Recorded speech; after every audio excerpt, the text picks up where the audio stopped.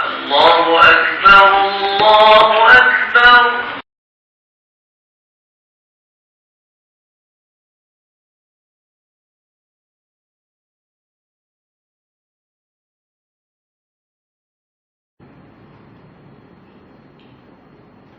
Bismillahirrahmanirrahim. Assalamualaikum warahmatullahi wabarakatuh. Alhamdulillahilladzi hadana bi ta'atihi wa jazruna an ma'siyatihi wa ashhadu an la ilaha illallah bi wahdaniyatihi wa ashhadu anna Muhammadan abduhu wa rasuluh, amma ba'du.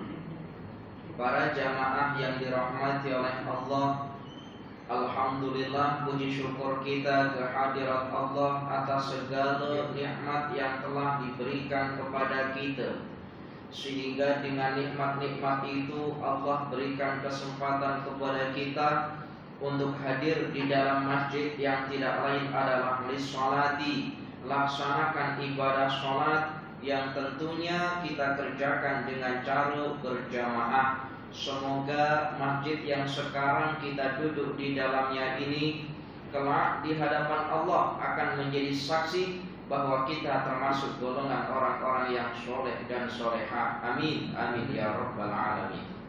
Para jamaah yang dirahmati oleh Allah, pada pertemuan malam hari ini kita akan melanjutkan bahasan kita pada minggu yang lalu. Faslun fi hukmi qiraatil Qur'ani bi ghairi taharatin. Pasal menjelaskan tentang hukum membaca Al-Qur'an tanpa adanya wudu atau tanpa adanya suci. Boleh ketak kita ni baca Al-Qur'an tapi kita tak ada wudu. Oh, ini boleh ketak. Maka dikatakan oleh Imam An-Nawawi, wa yustahabbu ayyaqra'a wa huwa ala taharatin. Maka hukumnya sunnah membaca Al-Quran itu dalam keadaan suci, itu hukumnya sunnah. Di sini dijelaskan membacanya, bukan memegangnya, sebab membaca tidak harus memegang. Jadi membaca itu tidak harus memegang. Umpama di dinding rumah kita ada tulisan ayat Al-Quran kemudian kita baca, tak apa. Yang tak boleh itu memegangnya. Kalau membacanya boleh. Sunnah, jadi membacanya itu tidaklah mengapa. Bila dalam keadaan suci lebih sunnah lagi. Wa yustahabu, disunatkan ayyaqra'a wa huwa ala tahir wa huwa ala taharatin. Jadi hukumnya sunnah membaca Al-Quran dalam keadaan ada wudu atau ada dalam keadaan bersuci. Terus bagaimana kalau orang itu berhadas, fa'il qara'a muhdisan?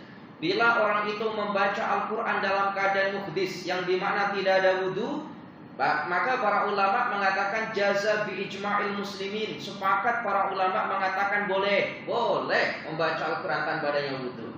Para jamaah yang dirahmati oleh Allah, umpama semisal ada majelis tahlil, ada majelis yasin, semisal kita ini hafal yasin, tapi kita ada majelis tahlil atau majelis yasin, semisal baca surat yasin, kita ini hafal surat yasin, tak ada wudu, macam mana Ustaz saya nak baca, tak mengapa. Yang tak boleh itu bila memegangnya. Nah, perihal tentang memegang, perihal tentang ayat-ayat Al-Quran ini macam mana Ustaz? Kalau dalam kitab itu ternyata satu kitab itu berupa ayat Al-Quran sahaja, umpama Yasin. Yasin itu ada yang mulai daripada halaman pertama sampai terakhir itu ayat Al-Quran sahaja, berupa Yasin sahaja. Macam mana Ustaz pegangnya? La yajuzu, tak boleh.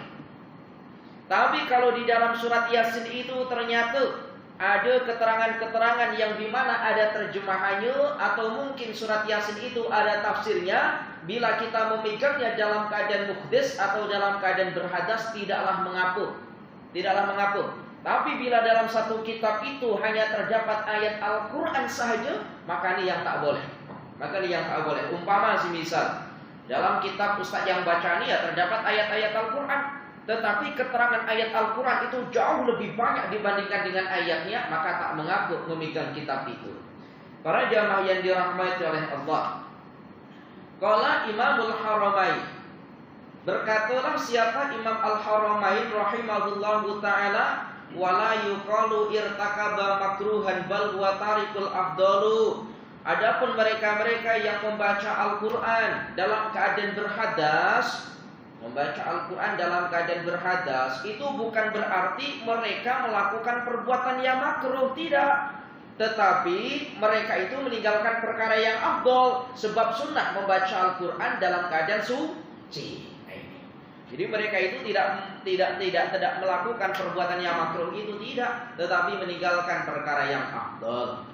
Fa in lam yajidil ma'a, bagaimana ketika ada orang nak baca Al-Quran tapi tidak dijumpa air? Macam mana? Nak baca Al-Quran tapi tidak dijumpa, tidak didapati air, sementara ia dalam keadaan berhadas. Bagaimana? Ini bukan hanya sekedar membaca Al-Quran, nak memegang Al-Quran semisal. Tadi kan sepakat kalau memegang Al-Quran dalam keadaan muhdis hukumnya tidak boleh. Dalam keadaan tidak ada wudhu ini hukumnya tak boleh. Nah ini orang ini nak berwudhu, nak membaca Al-Quran dengan cara memegang mushaf, nak berwudhu tapi tak ada air, macam mana Ustaz? Maka tayammama, bertayamum. Para jamaah yang dirahmati oleh Allah, bertayamum. Sekarang ini di Kelantan ini kan musim hujan. Bakku Ustaz bahas masalah tayamum semisal.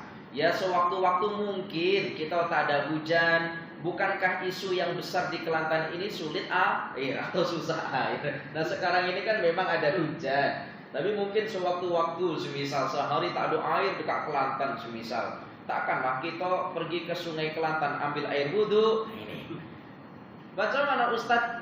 Kita ini nak sholat, nak berwudhu macam mana? Nak sholat, nak baca Al-Quran macam mana? Maka tayammum, bertayamum. Dijelaskan di dalam salah satu keterangan, ada 4 perkara di mana 4 perkara ini menjadikan kita boleh bertayamum. Jadi ada 4 perkara yang mana 4 perkara ini kita dibolehkan untuk bertayamum. Apa saja 4 alasan atau 4 perkara yang kita itu dibolehkan untuk bertayamum? Yang pertama, ini diterangkan dalam kitab kitab Minhaj. Dalam kitab Minhaj itu diterangkan yang pertama, ketiadaan air atau tidak ada air, baik secara kasat mata ataupun secara syarak. Tidak ada mata secara kasat mata, artinya tidak ada air. Yang tidak ada air secara mata artinya kita tidak menjumpa air karena kita tidak melihat air itu. Ini apa ya bahasa sini ya? Tidak melihat air lah, begitulah. Tidak menjumpa air sama sekali. Yang mata kita ini tidak menjumpa air. Ini secara kasat mata atau secara mata kita tidak boleh melihat air itu. Memang tidak ada air. Ataupun secara syarak, maksudnya secara syarak ini macam mana? Secara syarak ini umpamanya air yang hanya air itu ada, tetapi air itu hanya boleh digunakan untuk minum. Yang apabila digunakan untuk berwudu, maka orang itu tak boleh minum, boleh menjadikan ia mati. Ada air, tapi air ini cukup sahaja Ustaz untuk minum. Contoh semisal 1 botol nih, cukup saja untuk minum. Kira-kira kalau 1 botol ini air digunakan untuk berwudu, kira-kira cukup apa tidak? Cukup ya, 1 ini ya? Cukup, alhamdulillah. Tapi realiti kita kalau berwudu, semisal di pipe, kira-kira kalau kita kumpulkan airnya itu kira-kira ada segini tak? Ya lebih Ustaz. Kita tuh kadang-kadang berwudu minta maaf. Kadang-kala kita berwudu itu air yang kita gunakan untuk berwudu dengan air yang terbuang itu lebih banyak air yang terbuang. Contohnya macam mana? Coba kita ambil air wudu nak basuh muka. Air dah penuh dekat sini, kemudian kita basuhkan muka. Air dah mengalir terus. Umpama kita kumpulkan tuh mungkin banyak lagi. Ya kan? Banyak yang terbuang ya dibandingkan dengan yang kita pakai untuk berwudu. Jadi umpama tadi itu secara mata kita tidak melihat air. Umpama kita di perjalanan, semisal kita di kereta api semisal. Kita kan mata tak boleh melihat air atau tidak ada air secara mata. Kita tak boleh melihat air atau tidak ada air. Itu secara kasat mata. Atau secara syarak tadi ada air tetapi air itu digunakan untuk minum. Andai kata digunakan untuk berwudu, maka orang itu tak boleh minum, boleh mati. Maka tak boleh berwudu dengan menggunakan air itu, maka harus bertayamum. Kemudian yang kedua, kata para ulama, yang kedua, jauhnya air. Ada air, tapi air itu jauh daripada tempat kita. Nah, jauhnya ini macam mana? Jauh itu diperkirakan atas jarak setengah farsakh.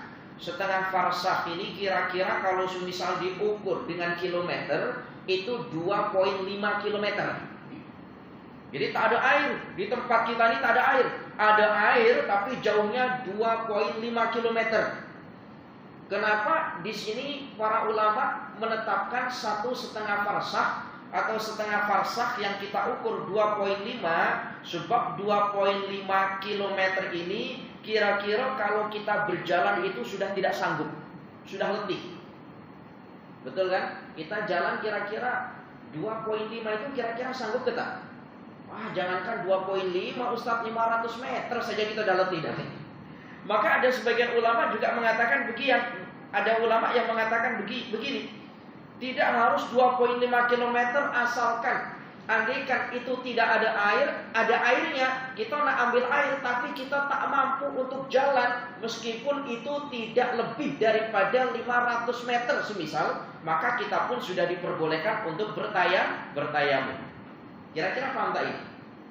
2,5 ini kan ya sangat jauh sekali ya. Kalau kita jalankan ya pasti nggak mampu. Kalau sekarang nggak mampu. Kenapa? Sebab kebiasaan kita memang tidak pernah berjalan jauh. Kalau orang-orang dulu jangankan 2,5, 10 km itu biasa. Jadi saya ini ada orang tua saya, masya Allah. Saya ini punya kebun padi. Itu kira-kira daripada rumah ya kira-kira 2 kiloan daripada rumah. Itu ya tiap hari itu ayah saya biasa pakai bicycle itu tiap-tiap hari pulang pergi itu biasa. Nah kalau kita kan nggak terbiasa. Jarak hanya 200 meter masjid dengan rumah saja kita pergi ke masjid bawa kereta, bawa motor. Jangankan 200 meter, 50 meter saja bawa motor kita. Para jamaah yang dirahmati oleh Allah. Kemudian alasan yang ketiga diperbolehkannya bertayamum. Yang ketiga kata para ulama, sulitnya menggunakan air baik secara kasat mata atau secara syarak. Sulitnya menggunakan air baik secara kasat mata atau secara syarak. Maksud daripada sulitnya menggunakan air secara kasat mata atau syarak ini macam mana? Contohnya adalah air itu dekat tetapi tak boleh dijangkau karena adanya musuh. Ada air di depan rumah kita itu ada air. Contoh, di dalam tak ada air, tapi di depan rumah, di sebelah depan rumah sana itu ada sungai, ada air. Tetapi bila kita keluar, di depan rumah kita tuh ada musuh yang memungkinkan apabila kita ambil air akan menjadikan terbunuhnya kita atau celakanya kita oleh musuh. Maka pada saat itu kita boleh bertayamum. Islam itu indah, tidak memaksakan yang sulit-sulit, tidak. Atau secara syarak itu bagaimana? Atau semisal kalau tidak ada musuh seumpama, atau semisal tidak ada musuh tetapi ada hayawan, yang mana hayawan itu ada hayawan. Jadi di rumah kita ini tidak ada air. Ada air di depan rumah kita. Tapi bila kita keluar rumah, di depan rumah itu ada hayawan umpama singa atau macan atau anjing semisal, yang andai kata kita keluar, kita ini boleh digigitnya, boleh membahayakan daripada tubuh kita. Maka pada saat itu kita boleh bertayamum. Kemudian sulitnya menggunakan air secara syarak itu umpama macam mana? Umpama semisal kita itu tengah dalam keadaan sakit. Dalam keadaan sakit ada air, tetapi kita ini tengah dalam keadaan sakit. Dalam keadaan sakit, yang sakit itu umpama luka tidak boleh terkena air, maka kita boleh bertayamum. Maka para jamaah yang dirahmati oleh Allah, atau selain daripada itu, umpama semisal sangat sejuk sekali. Nah, ini kan sekarang musim hujan. Ada orang yang tak boleh tahan sejuk, sejuk sekali. Apabila terkena air, maka memungkinkan dia akan ada satu penyakit yang akan menjadikan madharat terhadapnya sebab tak boleh tahan sejuk. Kira-kira sakit apa yang tak boleh tahan sejuk? Ada kan jenis-jenis penyakit yang dia tak boleh terkena air. Kalau terkena air dia akan menggigil, akan sejuk sangat dan sulit untuk mengembalikan kehangatannya, sulit. Maka pada saat itu orang itu boleh bertayamum. Ya Allah ya Karim, betapa mudahnya. Para jamaah yang dirahmati oleh Allah.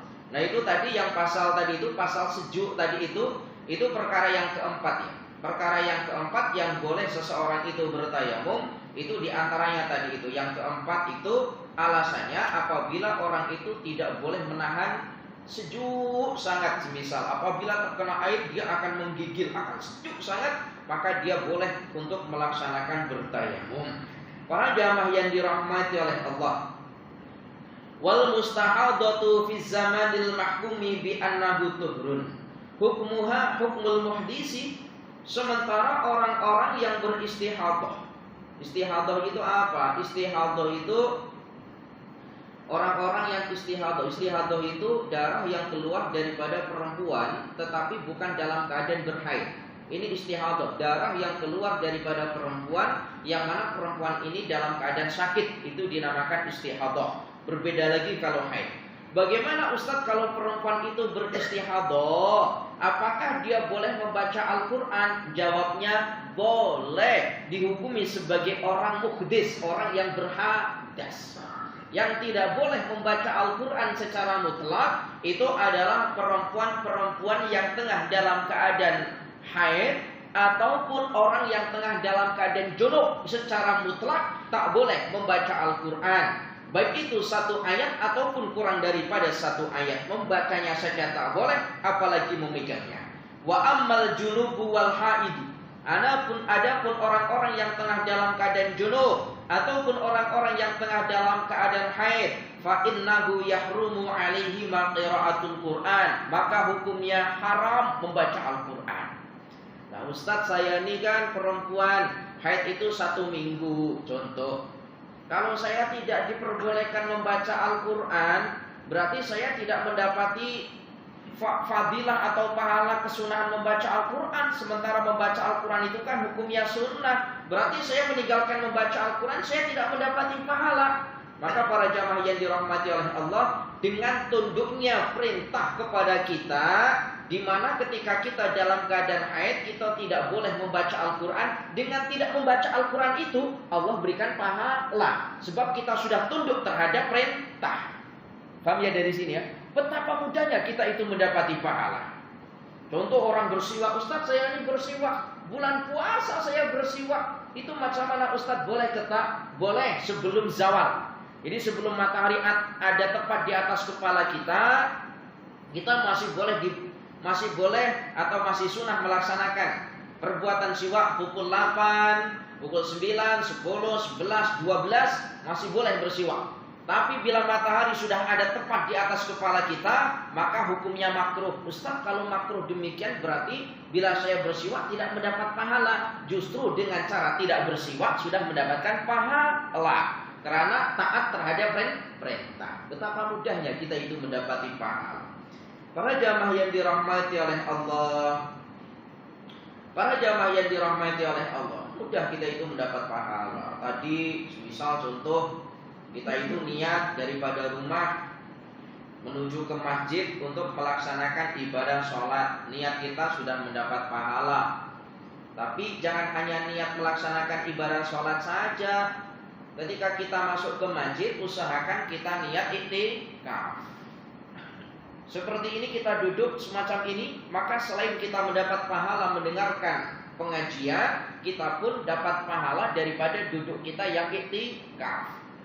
Tapi yang demikian ini, niat-niat iktikaf, ini kebanyakan di antara kita itu lupa. Saya yakin, maksudnya yang nggak yakin sih, maksudnya begini. Di antara para jamaah ini, ketika tadi masuk ke dalam masjid, kemungkinan tidaklah lebih daripada 50% yang ada niat nawaitul iktikaf sunnatan lillahi ta'ala. Karena memang biasa tidak niat. Maka usahakan. Maka Maka baik sekali itu di depan pintu itu sama pengurus masjid sudah ada tulisan nawaitul i'tikaf sunnatan lillahi ta'ala, supaya kita tidak lupa untuk duduk berniat i'tikaf. Para jamaah yang dirahmati oleh Allah, fa innahu yahrumu alaihi qiraatul Qur'an. Bagi mereka yang junub, malam selepas berhubungan suami istri kemudian belum lagi mandi, yang bermakna dia dalam keadaan jinabat, maka hukumnya haram untuk membaca Al-Qur'an. Sawaun kana ayatan aw aqalla minha, baik itu satu ayat atau kurang daripada satu ayat, hukumnya tetap haram. Kurang daripada satu ayat, kalau satu ayat lah nampak alhamdulillahirabbil alamin, satu ayat. Kurang daripada satu ayat umpama macam mana? Alhamdulillah. Kurang daripada satu ayat, maka hukumnya haram. Tapi ini nanti tunggu dulu sampai habis keterangannya. Jangan sampai segitu saja keterangan, nanti ada keterangan yang lain. Wa yajuzu lahu ma ijra'ul Qur'ani ala qulubihi min ghairi talaffudin bihi. Sementara boleh bagi keduanya. Keduanya siapa? Orang yang junub atau orang yang tengah dalam keadaan haid itu membaca Al-Qur'an, tetapi membacanya itu di dalam hati min ghairi talaffudin, tanpa melafalkan di lisan. Itu boleh. Jadi mungkin ada perempuan-perempuan yang hafal Al-Quran, umpama nak murojaah Al-Qurannya supaya tidak lupa semisal, maka bacalah di dalam hati. Tidak sama sekali bukan berarti tidak boleh membaca. Boleh membacanya di dalam hati min ghairi talaffudin, tanpa melafalkannya di lisan. Nah kalau semisal gini Ustaz, lisannya ini gerak-gerak, yang namanya orang membaca kadang-kadang lisannya gerak-gerak macam mana? Asalkan tidak bersuara. Jadi asalkan tidak bersuara. Jadi boleh umpama hatinya membaca, lisannya ini bergerak, tetapi min ghairi talaffuz, artinya tidak dilafalkan, tidak nampak suaranya, maka hukumnya boleh. Hukumnya boleh. Itu membaca kalau memegang secara mutlak. Jadi boleh membaca asalkan di dalam hati tanpa dilafalkan. Wa yajuzu lahu ma an-nadharu fil mushafi wa imraruhu 'alal qalbi. Boleh kita nih yang tengah dalam keadaan berjinabat atau perempuan dalam keadaan berhaid melihat mushaf.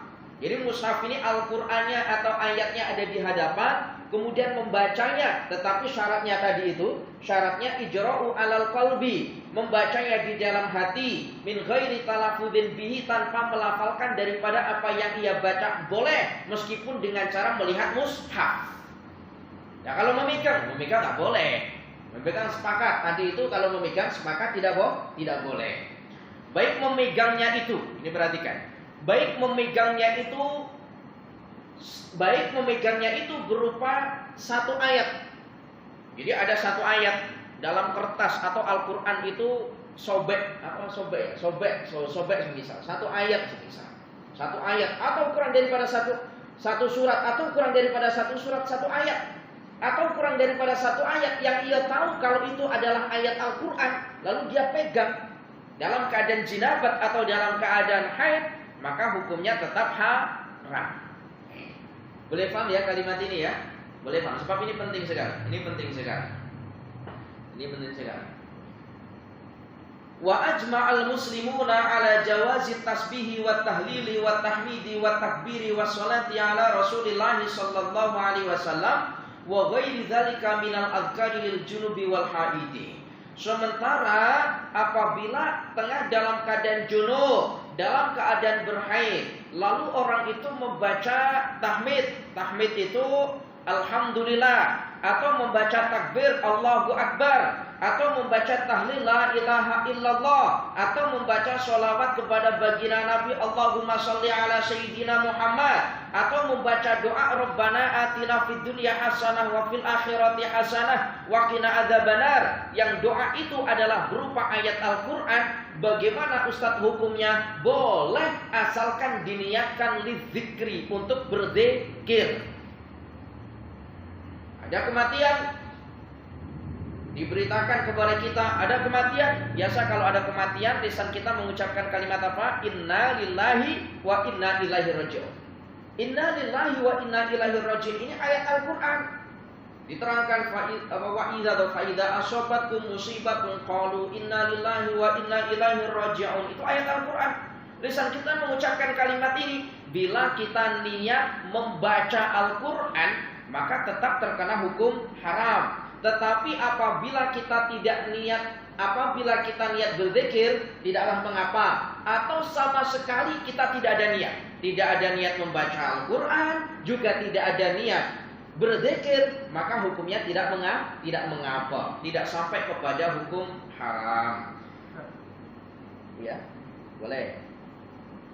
Tetapi pada niat membaca Al-Quran, pada niat membaca Al-Quran, sedangkan ayat itu ayat Quran, macam mana maksud dia aku niat Al-Quran membaca Al-Quran, tapi ayat itu ayat Quran?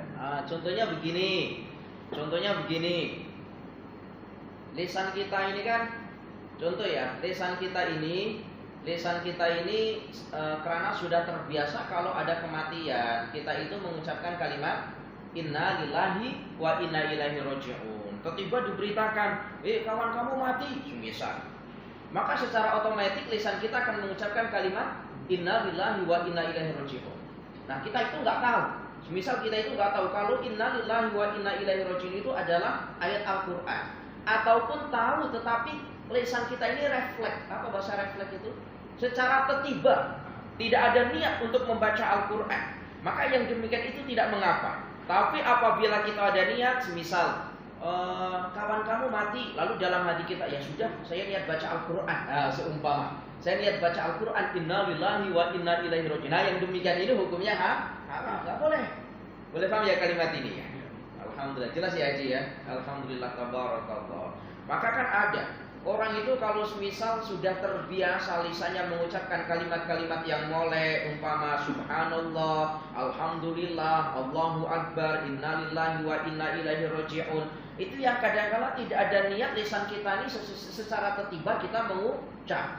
Contoh semisal kaki kita ini biasa mengucapkan kalimat alhamdulillah, semisal, atau mengucapkan kalimat Allahu akbar, semisal. Tiba-tiba ada berita yang hebat, semisal.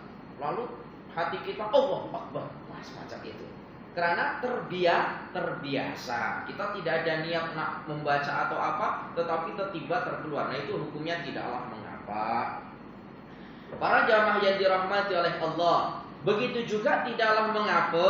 Qala ashabuna wa kadza idza qala lil insani khudil kitaba bi quwwatin wa qasada bihi khairal qur'ani fa huwa jaizun. Begitu juga kata daripada golongan ashabus syafi'i, pengikut daripada mazhab syafi'i, apabila ada seseorang yang orang itu mengucapkan kalimat khudil kitaba bi quwwatin. Khudil kitaba bi quwwatin. Kalimat khudil kitaba bi quwwatin ini maknanya, kalau dalam bahasa Melayu kita, maknanya ambillah Al-Quran dengan kuat, atau ambillah kitab dengan kuat. Ya, ambillah Al-Quran dengan kuat. Ambillah Al-Quran dengan kuat. Itu maknanya dalam bahasa Melayu kita.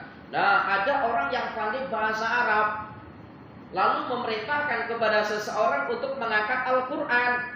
Bahasa Arabnya ya khudil kitaba bi quwwatin. Sementara khudil kitaba bi quwwatin ini adalah ayat Al-Quran. Bagaimana Ustaz boleh ketak sementara dia dalam keadaan jinabat atau dalam keadaan haid? Maka hukumnya boleh, asalkan yang pertama tadi tidak niat membaca Al-Quran. Boleh paham ya kalimat ini ya? Umpama kita ini pandai bahasa Arab, kita dalam keadaan junub, nak minta kawan kita untuk mengangkat Al-Quran, sebab kita tak boleh angkat. Bahasa Arabnya khudil kitaba bi quwwatin. Ambillah kitab itu dengan kuat. Padahal itu adalah ayat Al-Quran. Maka tidaklah mengapa asalkan tidak niat membaca. Tidak mengapa asalkan tidak niat membaca. Para jamaah yang dirahmati oleh Allah, qala ashabuna al-Khurasaniyun, dikatakan oleh sahabat daripada atau ashabus syafi'i, pengikut-pengikut madhab syafi'i, daripada kelompok al-Khurasaniyun. Al-Khurasaniyun ini kelompok atau qabilah lah mungkin, atau golongan. Wa yajuzu an yaqula 'inda rukubid dabati alladhi sakhkhara lana hadza wa huwa kunna lahu muqrinin wa 'inda du'ai rabbana atina fid dunya hasanah wa fil akhirati hasanah wa qina adzabannar idza lam yuqsad bihi al-Qur'an. Jadi boleh Dulu para sahabat atau para ulama-ulama itu memang punya amalan, kalau semisal nak naik kuda, nak naik unta, itu selalu membaca doa subhanalladzi sakhkhara lana hadza wa ma kunna lahu muqrinin. Sementara doa ini adalah ayat Al-Qur'an. Bagaimana Ustaz kalau orang itu tengah-tengah junub atau tengah dalam keadaan haid lalu membaca ayat ini? Boleh, asalkan tidak bermaksud membaca, tapi bermaksud zikir atau doa. Kita umpama nak naik motor semisal, itu doanya macam ini. Atau nak naik kereta, nak pergi kemana, maka baca ayat subhanalladzi sakhkhara lana hadza wa ma kunna lahu muqrinin. Baca ayat ini. Kira-kira selalu baca doa kita kalau naik motor ke naik kereta? Lupa Ustaznya. Ya jumlah. Jadi baca ayat subhanalladzi sakhkhara lana hadza wa ma kunna lahu muqrinin. Itu satu doa di mana doa ini diamalkan oleh para ulama ketika hendak naik.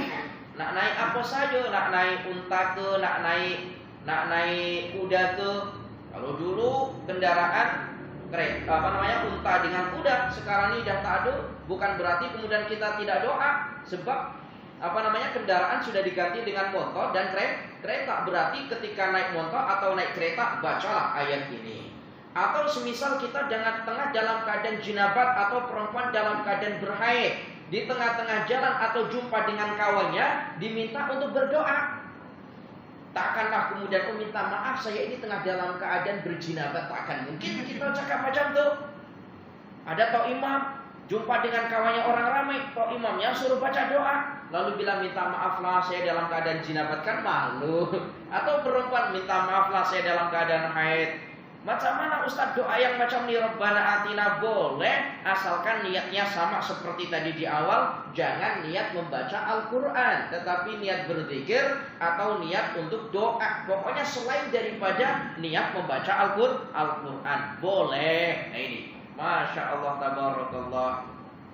Para jamaah yang dirahmati oleh Allah, idza lam yajidil junubu awil haidu ma'an tayammam wa yubahu lahu al-qira'atu was-salatu wa ghairuhuma fa in ahdasa harumat alaihi salatu. Sekarang begini, ada masalah begini, Ustaz, ada orang yang tengah dalam keadaan berjinabah atau orang itu selepas daripada haidnya. Dia ini nak sholat tetapi belum mandi. Ada orang berjinabah atau orang lepas daripada haidnya nak mandi wajib. Ternyata sudah masuk waktu sholat, ternyata nak mandi ini tidak ada air, padahal dia kan wajib untuk mandi. Dia nggak boleh sholat dalam keadaan jinabat, nggak boleh. Haram hukumnya sholat dalam keadaan jinabat. Orang ini nak mandi jinabat tapi tak ada air, sementara sudah masuk waktu sholat. Bagaimana Ustaz? Apakah sholatnya boleh ditinggal kemudian dikodok sampai menjumpai air? Tidak, tapi harus tayammama. Niat untuk bertayamum. Jadi mandinya tadi itu diganti dengan tayamum. Tayamumnya macam mana Ustaz? Ya macam-macam tayamum biasa. Bukan berarti kemudian tayamumnya itu karena hendak mandi tak ada air. Tadi kan kalau wudu tak ada air boleh tayamum. Sekarang nak mandi wajib tapi tak ada air, tayamumnya macam mana? Apakah sama? Sama. Bukan berarti ketika nak mandi tak ada air tayamumnya debunya kemudian diratakan ke seluruh tubuh. Bukan, sama, tayamumnya sama. Nah niat tayamumnya nawaitu tayammuma listibahati sholati fardholillahi ta'ala. Pertemuan yang lalu sudah Ustaz ajarkan belum cara bertayamum itu? Belum lagi. Jadi mudah sangat cara bertayamum. Mungkin secara teori mungkin kita sudah pandai lah, tapi tak mengapa kita ulang macam mana cara bertayamum itu. Cara bertayamum ini tidaklah seperti wudu. Kalau fardu tayamum itu hanya ada 3 sahaja. Yang pertama niat, yang kedua mengusap muka, kemudian yang ketiga adalah mengusap kedua tangan. Sementara berwudu itu fardunya wudu ada 6, sebagaimana yang biasa kita berwudu itu. Termasuk rambut dan kaki kena air, tapi kalau tayamum tidak. Macam mana cara bertayamum? Yang pertama kita sediakan debu. Debu di sini kalau dalam bahasa Arab itu disebut dengan turab. Turab itu maksudnya adalah tanah yang halus. Jadi debu itu adalah tanah yang halus menggunakan turab. Kalau tanah itu menggunakan kalimat ardun, tanah. Jadi kalau tanah itu tak boleh kita gunakan untuk bertayamum, tapi harus debu. Debu ini adalah tanah yang halus. Nih. Dah, kalau sekiranya kita susah nak dapatkan debu, rasa di Jafar Awas itu ada yang jual kalau tidak silap. Boleh tengok di Jafar Awas macam mana debu yang boleh digunakan untuk bertayamum. Ustaz, debu itu kan halus. Bagaimana kalau diganti dengan tepung? Sama-sama halusnya Ustaz, boleh tak? Tak boleh. Jadi tepung itu tak boleh digunakan untuk bertayamum. Atau bedak, bedak kosmetik yang biasa digunakan untuk perempuan, dikumpulkan banyak-banyak lalu digunakan untuk bertayamum, tak boleh. Pertama caranya kita sediakan debu atau turab tadi itu, letak.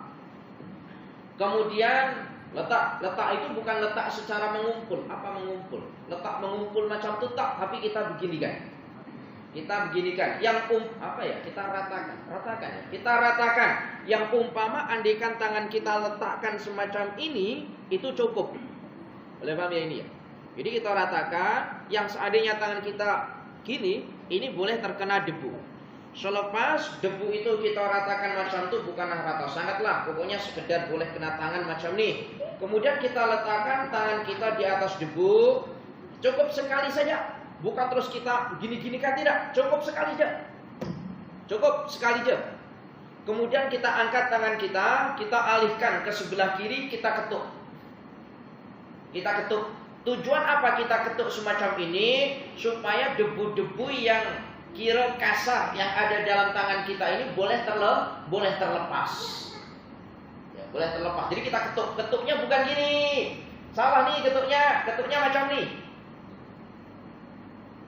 Boleh paham ini ya? Ketuknya bukan macam nih, ketuknya gini. Kenapa? Tujuannya supaya tadi itu debunya terlepas. Kalau kita ketuknya macam nih, semisal begini-begini, maka tangan yang sudah ada debu dalam tangan kita ini sudah tidak boleh lagi kita gunakan untuk bertayamum. Kenapa? Sebab sudah dihukumi sebagai mustakmal, sesuatu yang sudah digunakan. Jadi kita ketuknya macam ini. Dah selesai ketuk, kemudian rukun yang kedua kita adalah mengusap muka. Mengusap mukanya sekali saja, bukan macam kita berwudu. Macam mana cara mengusap mukanya? Sama. Jadi begini, kemudian kita gini. Gini. Sekali saja. Bukan macam kita berwudu, gini-gini tak. Kok perkara yang salah. Macam mana Ustaz kalau semisal ada 1 senti saja Ustaz yang tidak terkena debu dalam perkara bertayamum, tidaklah mengapa, berbeda dengan berwudu. Kalau wudu 1 senti saja tidak terkena air anggota wudu kita, maka tidak sah wudunya. Jadi kalau bertayamum boleh. Dah sekali saja. Apa yang kemudian kita gini-ginikan, bukan. Kemudian selepas daripada, niatnya bila niat bertayamum itu ketika tadi mengusap muka. Niatnya bagaimana? Nawaitu tayammum listibahati sholati fardholillahi ta'ala. Saya niat bertayamum untuk diperbolehkannya melaksanakan ibadah sholat fardu karena Allah Ta'ala. Ustaz, tapi saya bertayamumnya itu kan bukan untuk melaksanakan sholat, tetapi saya bertayamumnya untuk membaca Al-Quran. Apakah niatnya sama? Sama niatnya. Bukan berarti kemudian kita nak baca Al-Quran tak ada wudu lalu kita bertayamum, niat tayamumnya diganti. Nawaitu tayammum listibahatil qiraatil Qur'ani. Bukan, tetap niat tayamum listibahatis sholati. Dan selepas daripada kita mengusap muka, kemudian kita letakkan tangan lagi ke atas debu tadi. Sekali saja. Ulangi semacam itu, kemudian kita ketukkan kembali, lalu kita usapkan di tangan kita. Macam mana Ustaz cara mengusap yang betul sesuai dengan apa yang diajarkan oleh para ulama? Debu yang ada di tangan kiri kita gunakan untuk tangan kanan, yang kanan kita gunakan untuk tangan kiri. Caranya macam mana? Caranya jari kita letakkan di sini. Jadi posisinya seperti ini. Rapat aja. Rapat. Jadi gini, yang renggang ininya saja, yang ini renggang. Begini, kemudian letakkan sebelah sini ini begini. Kemudian kita jalankan, dah selesai sampai siku, kita pusingkan. Kita pusingkan, lalu kita gini. Bermakna debu yang ada di sebelah sini, debu yang jari yang separuh ini adalah digunakan untuk yang atas. Yang atas. Kemudian debu yang sebelah sini kita gunakan untuk yang bawah. Jangan gini. Gini, kemudian kita gini. Kalau gini, berarti debu yang ada di tangan sebelah kanan sudah tidak boleh lagi digunakan untuk yang tangan sebelah kiri. Karena sudah dianggap sebagai mustakmal, sesuatu yang sudah digunakan. Kemudian yang kiri sama seperti yang kanan tadi itu. Macam ini, selesai. Jadi macam ini. Kemudian kita balikkan tangan kita gini. Kira boleh paham? Insya Allah. Nanti sampai rumah nak praktek silahkan. Kalau praktek itu boleh dengan menggunakan tepung, mungkin punya istrinya dipakai di dapur boleh nih. Kalau praktek tak mengapa. Nanti kira-kira betul ketak ini cara saya bertayamum.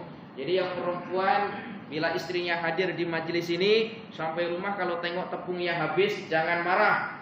Mungkin dibuat praktek suaminya. Nah ini.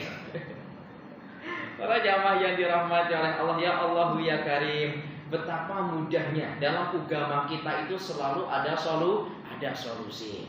Sedikit lagi. Para jamaah yang dirahmati oleh Allah.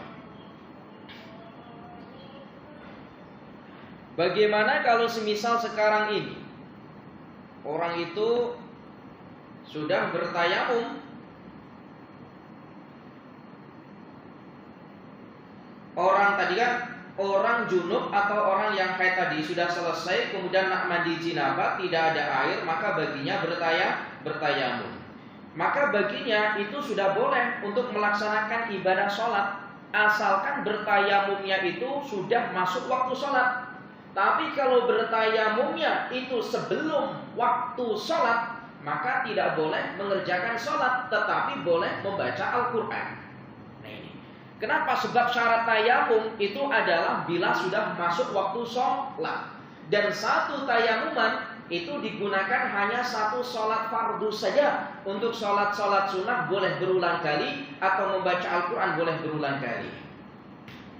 Walam tahrum alaihi al-qira'atu wal julusu fil masjidi wa ghairuhuma mimma la yahrumu alal muhdisi. Sementara bagi mereka yang sudah tadi itu mandi jinabah tidak ada air, gantinya dengan bertayamum. Selepas bertayamum, apakah orang yang jinabah tadi itu yang nak mandi dengan air tapi tak ada air lalu bertayamum, apakah boleh membaca Al-Quran? Boleh, sudah tidak lagi dihukumi haram. Apakah boleh duduk di dalam masjid? Boleh duduk di dalam masjid.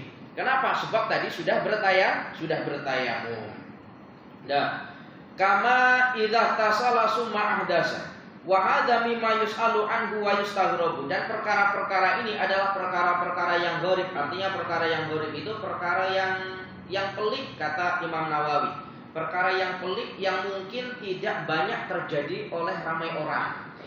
Kata Imam Nawawi, ini adalah perkara yang pelik yang mungkin tidak terjadi oleh banyak orang. Wala yumna'u min qira'atil Qur'ani wal julusi fil masjidi min ghairi daruratin kaifa suratuhu fahadi suratuhu. Jadi enggak mengapa tadi orang yang jinabah nak mandi tak ada air lalu bertayamum, kemudian orang ini membaca Al-Qur'an, orang ini duduk di dalam masjid, itu hukumnya tidak mengapa. Tetapi apabila dia ini dalam keadaan jinabah, ada air tapi tak nak mandi, lalu duduk di dalam masjid. Paham ini ya? Jinabah atau perempuan sudah dalam keadaan haid atau sudah dalam keadaan tidak haid tapi belum lagi mandi, semisal belum lagi mandi wajib, tapi duduk-duduk di masjid semisal, maka hukumnya tetap haram. Hukumnya tetap haram. Begitu juga dengan tadi membaca Al-Quran, maka tetap hukumnya haram. Nah, maka ini penting sekali. Para jamaah yang dirahmati oleh Allah, cukup insyaallah kita lanjutkan pada pertemuan yang akan datang. Dalam pertemuan yang akan datang kita akan membahas lebih dalam lagi perihal tentang perkara ini. Contoh, tadi ada orang yang nak mandi wajib tetapi tidak ada air, lalu dia boleh bertayamum. Bila bertayamum ia melaksanakan sholat, apakah orang yang tadi itu ketika melaksanakan sholat, apakah boleh membaca suratul Fatihah? Apakah boleh atau tidak? Atau apakah boleh membaca surat selepas bacaan suratul Fatihah? Orang yang demikian itu hukumnya boleh tetap. Nanti akan ada bahasan yang panjang dalam perkara ini. Boleh paham ya kalimat ini? Jadi ada orang junabat belum mandi, tadi kan boleh bertayamum. Sholatnya boleh, tetapi masalahnya dalam sholat itu ada bacaan-bacaan Al-Qur'annya. Apakah orang ini dalam sholat tetap wajib membaca suratul Fatihah dan sunnah membaca surat-surat yang lain, atau sama sekali tidak diperbolehkan membaca suratul Fatihah atau surat-surat yang lain? Lalu macam mana sholatnya? Nah, inilah yang nanti akan menjadi bahasan kita pada minggu hadapan, insya Allah. Para jamaah yang dirahmati oleh Allah, cukup insya Allah kita lanjutkan pada pertemuan minggu yang akan datang, insya Allah. Al-afu minkum, mohon maaf apabila ada kesalahan. Dan para jamaah, sebelum Ustaz akhiri daripada isi kuliah ini, minta maaf mungkin bagi para jamaah yang minggu kemarin belum berkesempatan untuk sekedar daripada membantu pondok di mana tempat saya mengajar, maka di belakang sana ada tabung derma kami. Silahkan, berapapun itu akan berguna besar untuk pelajar-pelajar kami. Ada 21 pelajar, yang mana 21 pelajar ini kami freekan, terdiri daripada anak-anak yatim dan anak-anak piatu. Begitu juga ada yang mu'alaf. Ada satu mu'alaf 2 tahun yang mana orang tuanya ini tak tahu. Mu'alaf sudah 2 tahun mu'alaf, orang tuanya ini tak tahu, sampai sekarang orang tuanya tak tahu. Lalu datang ke pondok kami, nak belajar ilmu agama, sudah belajar saja. Siapa yang nak biayai? Orang tuanya tak tahu, kalaupun tahu mungkin orang tuanya akan marah. Ya sudah, kita freekan saja.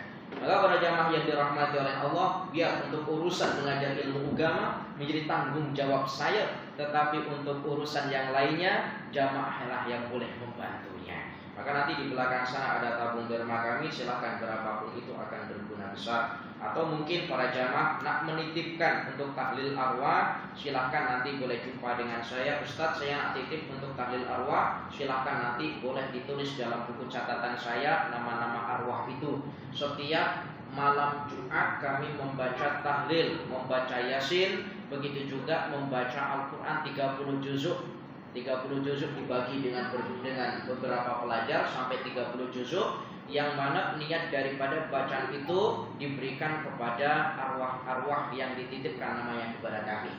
Jadi silakan kalau nak menitip untuk tahlil arwah. Al-afu minkum, mohon maaf apabila ada kesalahan. Dan di belakang sana ada buku-buku agama kami, silakan boleh ambil secara free bagi mereka yang menderma, ataupun tidak menderma tapi nak ambil buku, silakan pun boleh kami berikan. Ada buku tebal, buku ensiklopedia bid'ah tebal segini. Kami tak bawa banyak sebab berat. Ada 5 sahaja. Silakan boleh ambil secara free. Al-afu minkum, ihdinas siratal mustaqim. Wassalamualaikum warahmatullahi wabarakatuh.